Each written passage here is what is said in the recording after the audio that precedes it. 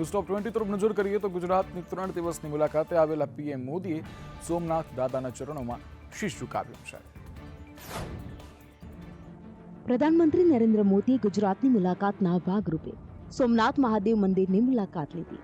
જામનગરના વનતારાની મુલાકાત બાદ તેઓ સીધા સોમનાથ પહોંચ્યા હતા અને ભગવાન સોમનાથ મહાદેવના ચરણોમાં શીશ ઝુકાવી પૂજા અર્ચના કરી હતી. સોમનાથ પહોંચ્યા બાદ પ્રધાનમંત્રી થોડી મિનિટો માટે સર્કિટ હાઉસમાં ફ્રેશ થયા અને ત્યારબાદ તેઓ સીધા જ મહાદેવના દર્શન માટે રવાના થયા. સોમનાથ ટ્રસ્ટ દ્વારા તેમનું ભવ્ય સ્વાગત કરવામાં આવ્યું. મંદિર પરિસરમાં પ્રવેશ્યા બાદ પ્રધાનમંત્રી નરેન્દ્ર મોદીએ સૌપ્રથમ સરદાર વલ્લભભાઈ પટેલની પ્રતિમાને પુષ્પાંજલિ અર્પણ કરી. ત્યારબાદ મંદિરના પંડિતોએ મંત્રોચ્ચાર કર્યા હતા, જ્યારે સંસ્કૃત યુનિવર્સિટી પાઠશાળાના વિદ્યાર્થીઓએ વૈદિક મંત્રોચ્ચાર દ્વારા વાતાવરણને ભક્તિમય બનાવી દીધું હતું. પ્રધાનમંત્રી મોદીએ સોમનાથ મહાદેવ મંદિરમાં જળાભિષેક કરીને વિશેષ પૂજા કરી હતી. તેમણે સોમનાથ મંદિરના શિખર પર સ્થાપિત થનારા 100 સુવર્ણ કળશની પણ પૂજા કરી. આ ઉપરાંત પ્રધાનમંત્રીએ માર્કંડેય પૂજા અને ધ્વજ પૂજામાં પણ ભાગ લીધો. પ્રધાનમંત્રીની આ મુલાકાતને લઈને સોમનાથમાં ભક્તિ અને ઉત્સાહનો માહોલ જોવા મળ્યો. વડાપ્રધાન નરેન્દ્ર મોદી સાસણ ગીર પહોંચ્યા. અહીંયા રાત્રે રોકાણ બાદ આવતીકાલે અનેકવિધ કાર્યક્રમમાં તેઓ હાજરી આપશે. વડાપ્રધાન મોદી 3 દિવસીય ગુજરાત પ્રવાસે છે, ત્યારે રવિવારે સાંજે વડાપ્રધાન મોદી જૂનાગઢના સાસણગીર જંગલની મુલાકાતે પહોંચ્યા. સાસણગીર ખાતે રાજ્યના વન અને પર્યાવરણ મંત્રી મુળુ બેરા, સાંસદ રાજેશ ચુડાસમા સહિતના નેતાઓ અને ઉચ્ચ અધિકારીઓ દ્વારા વડાપ્રધાન મોદીનું સ્વાગત કરાયું. પીએમ મોદી સાસણગીર ખાતે આવેલ સિંહ સદનમાં રાત્રે રોકાણ કરશે અને 3 માર્ચે વાઇલ્ડ લાઇફ ડેની ઉજવણીના કાર્યક્રમમાં હાજરી આપશે. આ સિવાય સાસણગીરમાં આયોજિત નેશનલ કોન્ફરન્સમાં પણ વડાપ્રધાન ઉપસ્થિત રહેવાના છે. વડાપ્રધાન 3 માર્ચે સાસણગીર ખાતે જંગલ સફારીની મુલાકાત લેશે, જ્યાં સવારે 6 વાગ્યાથી 9 વાગ્યા સુધી રોકાણ કરશે. 10 વાગે વન વિભાગની નેશનલ કોન્ફરન્સમાં તે હાજરી આપશે.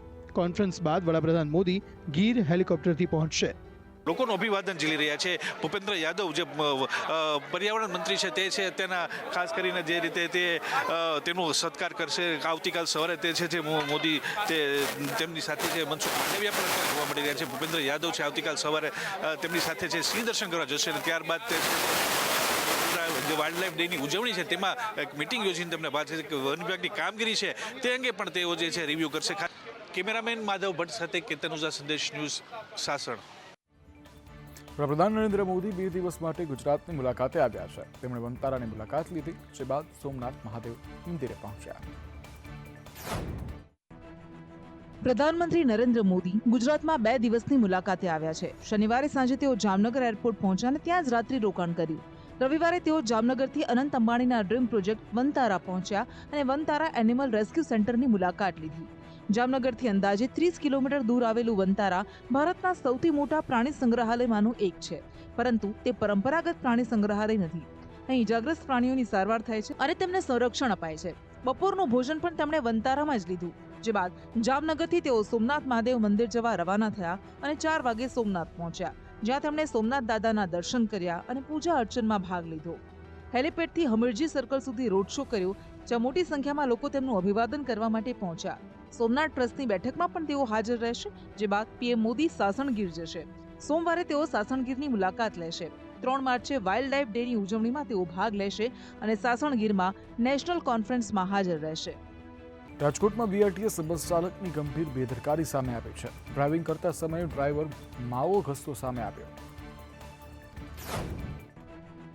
રાજકોટની સિટી બસ સેવા ફરી એકવાર વિવાદમાં આવી છે. અહીં બીઆરટીએસના ડ્રાઈવરનો મુસાફરોના જીવને જોખમમાં મૂકી માવો ચોળતો વિડીયો વાયરલ થતા તેને સસ્પેન્ડ કરાયો છે. બીઆરટીએસ રૂટ પર ચાલુ બસે ડ્રાઈવરે માવો ચોળી અને મુસાફરોના જીવ જોખમમાં મૂક્યા હોવાનો વિડીયો સામે આવ્યો છે. વિડીયોમાં સ્પષ્ટ જોઈ શકાય છે કે સિટી બસનો ડ્રાઈવર જ્યારે બસ ઊભી હોય ત્યારે માવો કાઢે છે અને બાદમાં બસને રસ્તા પર હંકારે છે, પરંતુ તેમ છતાં માવો ઘસવા ચાલુ જ રાખે છે. સિટી બસો દ્વારા અવારનવાર અકસ્માત સર્જાતા હોવાની ઘટના બાદ ડ્રાઈવરની અતિ ગંભીર બેદરકારીનો આ વિડીયો જાગૃત નાગરિક દ્વારા સોશિયલ મીડિયામાં વાયરલ કરવામાં આવતા તંત્રની કામગીરી સામે અનેક સવાલો ઉઠ્યા છે.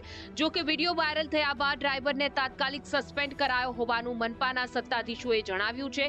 ડ્રાઈવરોની આવી બેદરકારીથી બસની અંદર મુસાફરી કરતા લોકો સુરક્ષિત નથી તેવું લાગી રહ્યું છે અને ડ્રાઈવરોની ભરતી મામલે કોઈ ચોક્કસ પોલિસી અને કડક નિયમો નક્કી કરવામાં આવે તે જરૂરી બન્યું છે. સુરતમાં એક મહિલા પોલીસ કર્મીનો ઘરમાંથી જ મૃતદેહ મળી આવતા અનેક તર્ક વિતર્ક સર્જાઈ રહ્યા છે. સુરતમાં મહિલા પોલીસ કર્મચારીનો ઘરમાંથી મૃતદેહ મળી આવતા ચકચાર મચી છે. મળતી વિગતો પ્રમાણે મહિલા કોન્સ્ટેબલે ગળાફાંસો ખાઈ જીવન ટૂંકાવ્યું છે. મહિલા પોલીસ કોન્સ્ટેબલે શેતલ ચૌધરીએ અંતિમ પગલું ભર્યું છે. સુરત એરપોર્ટ પર કોન્સ્ટેબલ ફરજ બજાવતી હતી. મહિલા કોન્સ્ટેબલના આપઘાતને લઈ પરિવાર અને પોલીસ બેડામાં શોકનો માહોલ ફેલાયો છે. મૃતક શેતલ ચૌધરીના ઘર પરથી પોલીસને એક સુસાઇડ નોટ પણ મળી આવી છે, જેમાં લખ્યું છે કે જીવન જીવવાના ઘણા પ્રયાસો કર્યા પણ હવે ગમતું નથી. મારા મોત માટે કોઈ જવાબદાર નથી. પોલીસે હાલ સુસાઇડ નોટ કબજે લઈ વધુ તપાસ હાથ ધરી છે. એવું તો હું તો ઘરે પણ હતી જ નહીં. વાંચવા માટે લાઇબ્રેરી નજીક જ છે ને, તો વાંચવા માટે જતી રહી હતી. તો સાંજે 8 વાગે આવી ત્યારે જ મને ખબર પડી. હું આ પરીક્ષાની તૈયારી કરું છું એટલે વાંચવા માટે, આ પોલીસ માટે જ. ના ફોનમાં તો કશું નહીં ખબર, કેમ કે પેલું પાસવર્ડ નામ તેમ હોય તો ટ્રાય કરી પણ ખોલ્યું નહીં મારાથી. વલસાડના કાજલી ગામની પરીક્ષા આપે તે પહેલા કુદરતી જ પરીક્ષા લીધી. વલસાડ જિલ્લાના કપરાડાના કાજલી ગામની દીકરી બોર્ડની પરીક્ષા આપે તે પહેલા જ જાણે કુદરત પરીક્ષા લેવા બેઠી હોય તેમ તેને મોટો આઘાત આપ્યો. પરીક્ષા પહેલા જ તેના પિતાનું હાર્ટ એટેકથી મૃત્યુ થયું. પરિણામે દીકરી મૃત્યુ પામેલા પિતાના મૃતદેહને પગે લાગીને બોર્ડની પરીક્ષા આપવા ગઈ. ઘરમાં પિતાનો મૃતદેહ મુકાયો હતો અને પિતાનું સપનું પૂર્ણ કરવા પુત્રી પરીક્ષા આપવા ગઈ. પરિવાર દ્વારા હૂંફ આપવામાં આવી અને દીકરી અશ્રુભીની આંખે હિંમતભેર પરીક્ષા આપવા પરીક્ષા કેન્દ્ર ખાતે પહોંચી હતી. ત્યારે એની આ હિંમતને ગ્રામજનોએ પણ બિરદાવી હતી. એટલે અમે બી કીધું કે પપ્પાનું સપનું શું હતું કે તને આગળ ભણવાની, એમ તો તારે હમણાં પપ્પા તો જાય રહ્યા પણ તારે હમણાં આગળ વધવાનું છે એમ કરીને કીધું. એમ હા આપે છે ને તે દિવસે બી આવું થયું, રસ્તા પર ખંદો દીધો ને પછી ગઈ. એમ સ્કૂલના ટીચરને કહી દીધું કેમ કે આવ્યું છે એટલે ટાઈમ પર આવે એમ કરીને. હવામાન નિષ્ણાંત અંબાલાલ પટેલના અનુમાન પ્રમાણે આ વખતે માર્ચ મહિનાની ગરમી મહામુસીબત બનશે. રાજ્યમાં આ વખતે ઉનાળો આકરા તેવર બતાવશે. લોકોએ આકરી ગરમીમાં શેકાવા તૈયાર રહેવું પડશે. આગાહી હવામાન નિષ્ણાંત અંબાલાલ પટેલે કરી છે. વેસ્ટર્ન ડિસ્ટર્બન્સને લીધે માર્ચમાં ભીષણ ગરમી પડશે. તો 7મી માર્ચ બાદ મહત્તમ ઉષ્ણતા તાપમાનમાં વધારો થશે અને ઉત્તર ગુજરાત, પૂર્વ ગુજરાતના ભાગોમાં મહત્તમ ઉષ્ણતા તાપમાન 38-39 ડિગ્રી સેલ્સિયસ ઉપર જવાની શક્યતા રહેશે. કચ્છના ભાગોમાં મહત્તમ ઉષ્ણતા તાપમાન 40 ડિગ્રી સેલ્સિયસ ઉપર જવાની શક્યતા રહેશે અને રાજકોટના ભાગોમાં પણ, ઉત્તર સૌરાષ્ટ્રના ભાગોમાં પણ લગભગ 40 ડિગ્રી સેલ્સિયસ ઉપર જવાની શક્યતા રહેશે. જૂનાગઢના ભાગોમાં પણ ગરમી વધુ રહેશે. માર્ચ માસમાં ગુજરાતમાં વાદળવાયુ આવી શકે, ક્વચિત જ વરસાદ આવી શકે, છાંટા પડી શકે, પણ માર્ચ માસમાં એક પછી એક વેસ્ટર્ન ડિસ્ટર્બન્સ ઘણા આવવાની શક્યતા છે. હમણાં તો ઘઉંના પાક ઊભા છે, તો ગરમીના કારણે ઘઉંના પાક ઉપર પણ કંઈક અસર થઈ શકતી હોય છે.